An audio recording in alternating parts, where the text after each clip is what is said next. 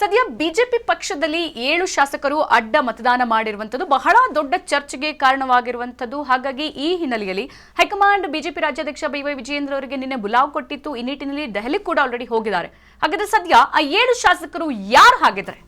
ಸದ್ಯ ಬಿಜೆಪಿಗೆ 7 ಶಾಸಕರು ಪರಿಷತ್ ಚುನಾವಣೆ ವೇಳೆ ಕೈ ಕೊಟ್ಟಿರುವಂತದ್ದು. ಹಾಗಾಗಿ ಸದ್ಯ ಹಾಗಿದ್ರೆ ಯಾರು ಆ 7 ಶಾಸಕರು ಅನ್ನುವಂಥದ್ದು ಬಹಳ ಚರ್ಚೆಗೆ ಈಡ್ ಮಾಡಿರುವಂತದ್ದು.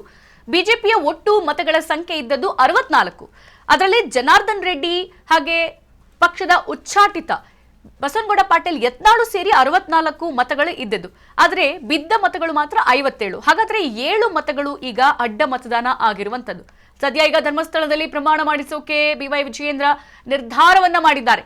ಯಾರು ಹಾಗಿದ್ರೆ ಆ 7 ಜನ ಶಾಸಕರು ಅಡ್ಡ ಮತದಾನ ಮಾಡಿದ್ರು, ಪಕ್ಷಕ್ಕೆ ದ್ರೋಹ ಬಗೆದು ಬೇರೆ ಪಕ್ಷಕ್ಕೆ ಅದು ಹೆಂಗೆ ಮತದಾನ ಮಾಡಿದ್ರು ಅನ್ನುವಂತಹ ನಿಟ್ಟಿನಲ್ಲಿ ಸದ್ಯ ಬಿಜೆಪಿ ರಾಜ್ಯಾಧ್ಯಕ್ಷ ಬಿ.ವೈ. ವಿಜಯೇಂದ್ರ ಧರ್ಮಸ್ಥಳಕ್ಕೆ ಎಲ್ಲಾ ಶಾಸಕರನ್ನು ಕರ್ಕೊಂಡು ಹೋಗಿ ಅಲ್ಲಿ ಆಣೆ ಪ್ರಮಾಣ ಮಾಡಿಸೋಕೆ, ಅದರ ಜೊತೆಗೆ ಬಿಜೆಪಿಯ ಶಾಸಕಾಂಗ ಸಭೆ ನಡೆಸೋಕ್ಕೂ ಕೂಡ ಪ್ಲಾನ್ ಮಾಡಿದ್ದಾರೆ ಅನ್ನುವಂತಹ ಮಾಹಿತಿ ಲಭ್ಯವಾಗ್ತಾ ಇದೆ. ಈ ಕುರಿತಂತೆ ಇನ್ನಷ್ಟು ಅಪ್ಡೇಟ್ಸ್ ಲಭ್ಯವಾಗ್ತಾ ಇದೆ. ವಿಧಾನ ಪರಿಷತ್ ಚುನಾವಣೆಯಲ್ಲಿ ಬಿಜೆಪಿ ಶಾಸಕರೇನು ಅಡ್ಡ ಮತದಾನ ಮಾಡಿದ್ರಲ್ಲ, ಹಾಗಾದ್ರೆ ಅಡ್ಡ ಮತದಾನ ಮಾಡೋಕೆ ಅಡ್ಡಿಯಾದಂತಹ ಕಾರಣಗಳಾದ್ರೂ ಏನು? ಸದ್ಯ ಇದು ರಾಜ್ಯ ಬಿಜೆಪಿಯಲ್ಲಿ ಬಹಳ ದೊಡ್ಡ ತಲ್ಲಣವನ್ನ ಸೃಷ್ಟಿ ಮಾಡಿರುವಂತದ್ದು. ಆ ಶಾಸಕರ ಪತ್ತೆಗೆ ಬಿಜೆಪಿ ನಾಯಕರು ಇನ್ನಿಲ್ಲದ ಕಸರತ್ ನಡೆಸ್ತಾ ಇದ್ದಾರೆ. ಹಾಗಿದ್ರೆ ಯಾರು ಆ 7 ಜನ ಅಡ್ಡ ಮತದಾನ ಮಾಡಿದ್ರಲ್ಲ, ಆ ಶಾಸಕರ ಹುಡುಕಾಟದಲ್ಲಿ ಸದ್ಯ ಬಿಜೆಪಿ ಧರ್ಮಸ್ಥಳದಲ್ಲಿ ಆಣೆ ಪ್ರಮಾಣಕ್ಕೆ ಈಗ ಪರ ವಿರೋಧ ಚರ್ಚೆ ಶುರುವಾಗಿದೆ. ಏನ್ ಬಿಜೆಪಿ ಪಕ್ಷ ಅವರೇ ಶಾಸಕರನ್ನೇ ಧರ್ಮಸ್ಥಳ ಕರ್ಕೊಂಡೋಗಿ ನಾನು ಆಣೆ ಪ್ರಮಾಣ ಮಾಡಿಸ್ತೀನಿ ಅಂತ ಹೇಳ್ತಿದ್ದಾರೆ ಬಿ.ವೈ. ವಿಜಯೇಂದ್ರ. ಅದಕ್ಕೆ ಸದ್ಯ ಸ್ವಪಕ್ಷದಲ್ಲೇ ವಿರೋಧ ವ್ಯಕ್ತಪಡಿಸ್ತಾ ಇರುವಂತದ್ದು. ಕೇಂದ್ರ ಸಚಿವ ಪ್ರಹ್ಲಾದ್ ಜೋಶಿ ಕೂಡ ವಿರೋಧ ವ್ಯಕ್ತಪಡಿಸಿದ್ದಾರೆ. ಜೊತೆಗೆ ಬಿಜೆಪಿ ಪಕ್ಷದ ಹಿಂದಿನ ಎಜುಕೇಶನ್ ಮಿನಿಸ್ಟರ್ ಸುರೇಶ್ ಕುಮಾರ್ ಕೂಡ ಇಲ್ಲಿ ವಿರೋಧವನ್ನ ವ್ಯಕ್ತಪಡಿಸಿದ್ದಾರೆ.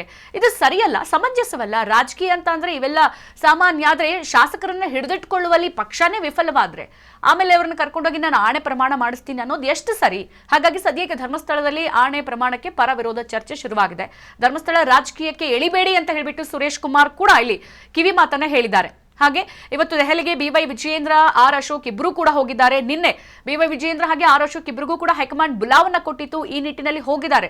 ಸದ್ಯ ಇಲ್ಲಿ ಶಾಸಕರು ಎಡವೋಕೇನ್ ಕಾರಣ ಆಯ್ತು, ಪಕ್ಷ ಸಂಘಟನೆಯಿಂದ ಅವ್ರು ಯಾಕೆ ಹಿಂಸರಿದ್ರು, ಜೊತೆಗೆ ಪಕ್ಷಕ್ಕೆ ವಿರೋಧವಾಗಿ ಯಾಕೆ ನಡ್ಕೊಂಡ್ರು, ಸೊ ಈ ಎಲ್ಲ ಆಯಾಮದಲ್ಲೂ ಕೂಡ ಅವರಿಗೆ ಚಾಟಿ ಬೀಸುವಂತ ಸಾಧ್ಯತೆ ಇದೆ. ಸೊ ಸದ್ಯಕ್ಕೆ ವಿಧಾನ ಪರಿಷತ್ ಅಡ್ಡ ಮತದಾನ ವಿಚಾರಕ್ಕೆ ಸಂಬಂಧಪಟ್ಟಂತೆ ಆಣೆ, ಈಗ ಪ್ರಮಾಣ, ಇದಕ್ಕೆಲ್ಲ ತಿರುಗಿರುವಂತದ್ದು. ಜೊತೆಗೆ ವಿಜಯೇಂದ್ರ ತಮ್ಮದೇ ಶಾಸಕರನ್ನ ಧರ್ಮಸ್ಥಳ ಕರ್ಕೊಂಡು ಹೋಗೋಕ್ಕೂ ಕೂಡ ಸಿದ್ಧರಾಗಿದ್ದಾರೆ. ಜೊತೆಗೆ ಮಂಜುನಾಥನ್ ಮುಂದೆ ಆಣೆ ಮಾಡಿಸ್ತೀನಿ ಅಂತ ಕೂಡ ತೀರ್ಮಾನಿಸಿದ್ದಾರೆ.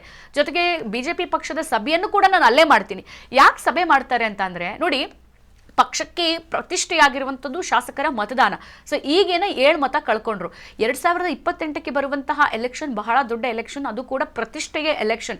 ಹೇಗಾದ್ರೂ ಮಾಡಿ ಬಿಜೆಪಿ ಗೆಲ್ಲಬೇಕು ಅಂತ ಹೇಳಿ ಶತಾಯ ಗತಾಯ ಪ್ರಯತ್ನ ಮಾಡ್ತಾ ಇರುವಂತಹ ಸಂದರ್ಭದಲ್ಲಿ ಆಗ ಮತ್ತೆ ಶಾಸಕರು ಈ ರೀತಿ ಎಡವಟ್ ಮಾಡಿದ್ರೆ ಕಷ್ಟ ಆಗುತ್ತೆ ಪಕ್ಷಕ್ಕೆ.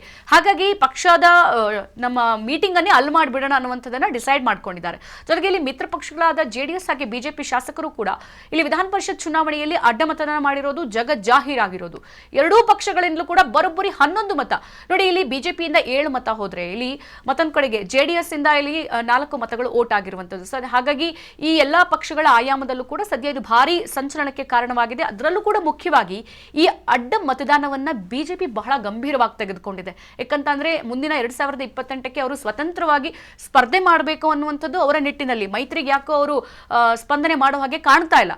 ಸೊ ಆ ನಿಟ್ಟಿನಲ್ಲಿ ಶಾಸಕರು ಜೊತೆಗೆ ಮತದಾನ ಬಹಳ ಇಂಪಾರ್ಟೆಂಟ್. ಈ ಎಲ್ಲ ಆಯಾಮದಲ್ಲೂ ಕೂಡ ಬಿಜೆಪಿ ಪಕ್ಷ ಬಹಳ ದೊಡ್ಡ ಒಂದು ಹೆಜ್ಜೆಯನ್ನ ಇಡ್ತಾ ಇರುವಂತದ್ದು. ಧರ್ಮಸ್ಥಳ ಕರ್ಕೊಂಡೋಗಿ ಎಲ್ಲಾ ಶಾಸಕರಿಂದಲೂ ಕೂಡ ಆಣೆ ಮಾಡಿಸಬೇಕು, ಪಕ್ಷಕ್ಕೆ ಪಕ್ಷನಿಷ್ಠೆಯಾಗಿ ನಡ್ಕೋಬೇಕು ಅನ್ನುವಂತಹ ನಿಟ್ಟಿನಲ್ಲಿ. ಸೊ ಹಾಗಾಗಿ ಒಂದ್ ಕಡೆಗೆ ಈ ಧರ್ಮಸ್ಥಳಕ್ಕೆ ಹೋಗೋದು, ಆಣೆ ಪ್ರಮಾಣ, ಸದ್ಯ ಪರ ವಿರೋಧ ಎರಡೂ ಚರ್ಚೆಯನ್ನು ಕೂಡ ಹುಟ್ಟಾಕಿರುವಂತದ್ದು.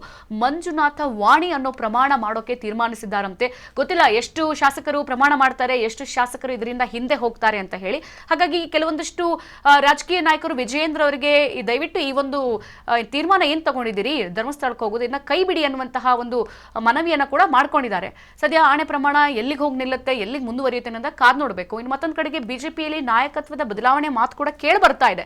ಬಿಜೆಪಿ ರಾಜ್ಯಾಧ್ಯಕ್ಷರ ಸ್ಥಾನವನ್ನು ಬದಲಾವಣೆ ಮಾಡಬೇಕು, ಬೈ.ವೈ. ವಿಜಯೇಂದ್ರ ಅಷ್ಟು ಕರೆಕ್ಟಾಗಿ ಕೆಲಸ ಮಾಡ್ತಿಲ್ಲ ಅನ್ನುವಂಥ ನಿಟ್ಟಿನಲ್ಲಿ ಸದ್ಯ ಈಗ ಹೋಗಿದ್ದಾರೆ ದೆಹಲಿಗೆ. ಬಿಜೆಪಿ ರಾಷ್ಟ್ರಾಧ್ಯಕ್ಷ ನಿತಿನ್ ಅವರನ್ನ ಭೇಟಿ ಮಾಡಿದ್ದಾರೆ. ಇವತ್ತು ಮಾತುಕತೆ ಆಗುತ್ತೆ, ಅಲ್ಲಿ ಏನೆಲ್ಲ ಬದಲಾವಣೆ ಆಗುತ್ತೆ ಅನ್ನೋದನ್ನ ಕಾದು ನೋಡಬೇಕಾಗಿದೆ.